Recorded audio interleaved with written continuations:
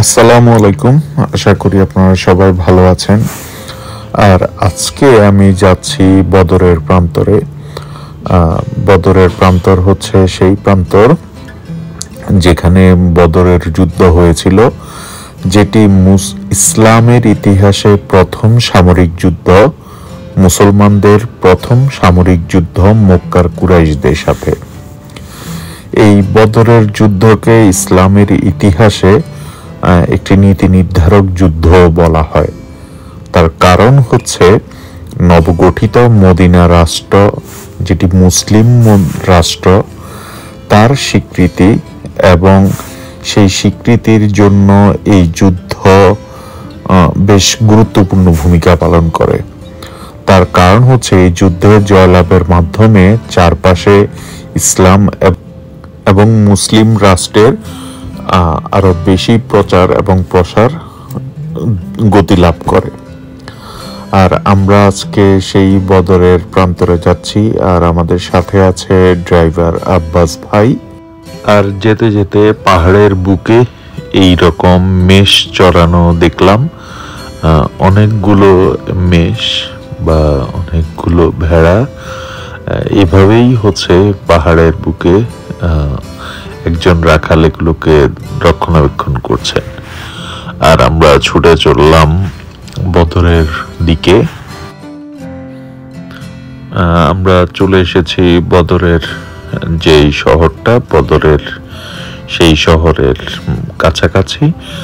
আর কিছুক্ষণের মধ্যেই আমরা শহরের ভেতরে প্রবেশ করব।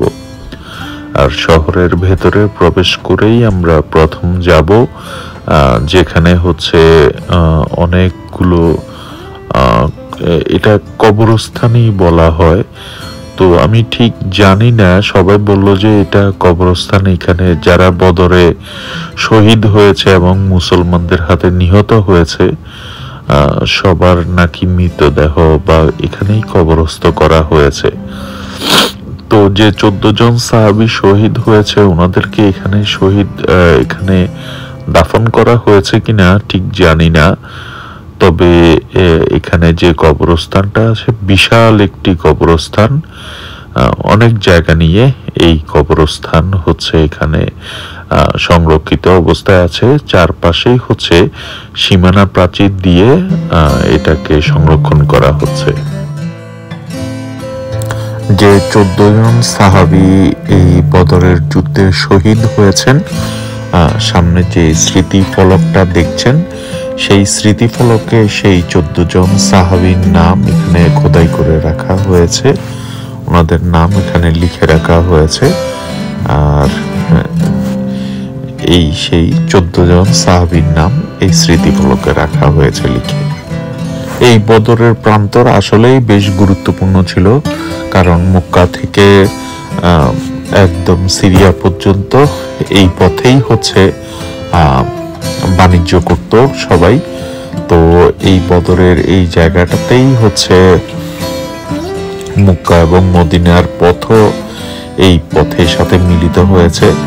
সো এই জায়গাটা আসলে বেশ গুরুত্বপূর্ণ ছিল এবং এই যুদ্ধের জয়লাভের মাধ্যমে মুসলমানদের অবস্থান আরো সংগঠিত হয় এবং শক্তিশালী হয়।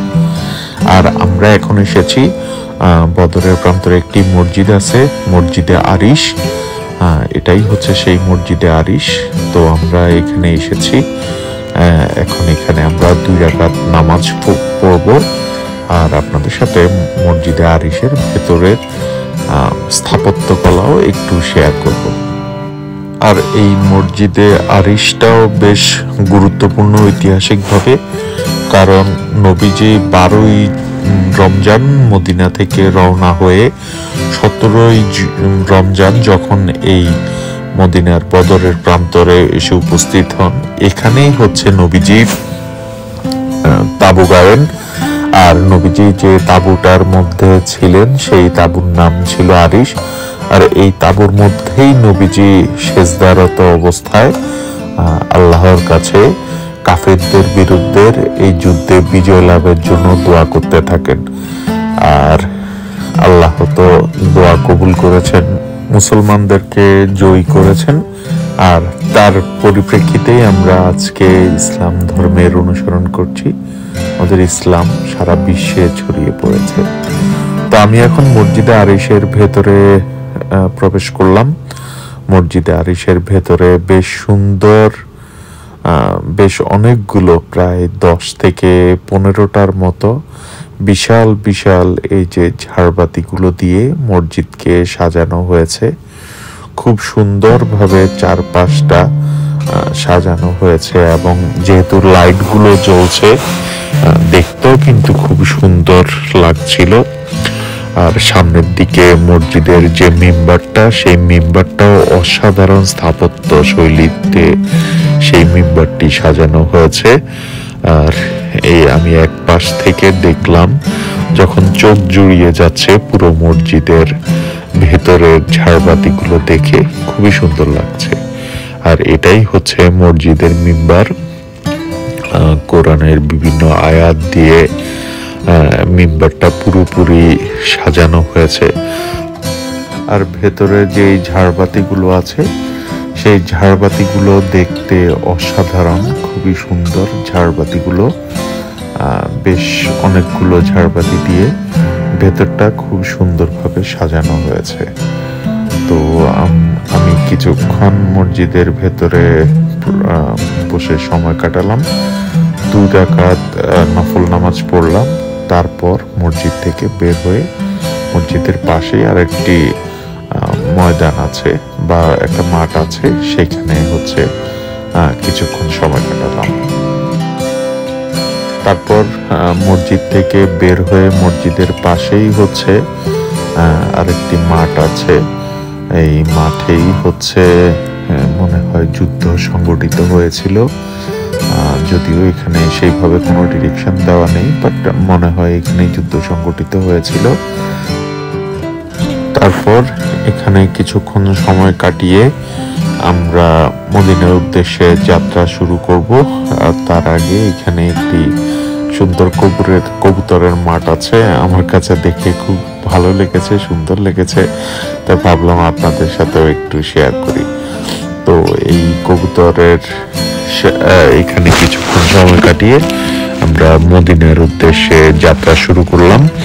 তো যাত্রা শুরু করার সময় হচ্ছে এখানে আই লাভ বদর নামে একটি ছোটখাটো পার্কের মতো করে তৈরি করে দেওয়া হয়েছে। আর সব জায়গায় যেমন সাজেক, কাপ্তাই, যেখানেই যান এখন এটা একটা ট্রেন্ড চলছে যে ওই এলাকাটার নাম হচ্ছে শহরের মধ্যখানে বা শহরের শুরুতে হচ্ছে লিখে দিয়ে একটি পার্কের মতো করে দেওয়া হয় সব জায়গায়। তো এখানে বদরেও হচ্ছে সেই আই লাভ বদর নামে একটি ছোটখাটো পার্ক তৈরি করে দেওয়া হয়েছে, খুব সুন্দর আর বেশ সাজানো গুছানো। তো আমার কাছে মনে হয় যে এই যেহেতু এখন দুপুর বেলা, সেই জন্য এখানে কেউ নেই, বাট বিকালের দিকে যখন সূর্যের তেজ কমে যায় তখন মানুষজন এখানে আসে, বসে, এখানে আড্ডা টাড্ডা দেয়। তো জায়গাটা কিন্তু খুব সুন্দর, বেশ ভালোই লেগেছে আমার কাছে। তারপর সেইখান থেকে একটু সামনে গিয়ে বালুর পাহাড় দেখলাম।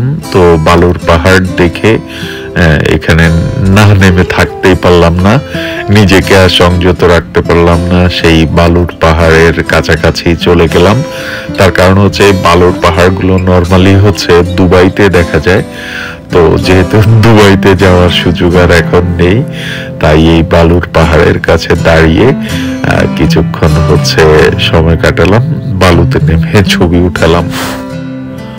আর এখানে যেহেতু বেশিক্ষণ দাঁড়ানোর মতো অবস্থা নেই, কারণ প্রচন্ড সূর্যের তাপ আর বালুতে অলমোস্ট গরম হয়ে গিয়েছে, তাই এখানে আর বেশিক্ষণ দাঁড়াতে পারলাম না। তাই এখান থেকে আবার গাড়িতে উঠলাম, গাড়িতে উঠে মদিনার উদ্দেশ্যে রওনা দিলাম।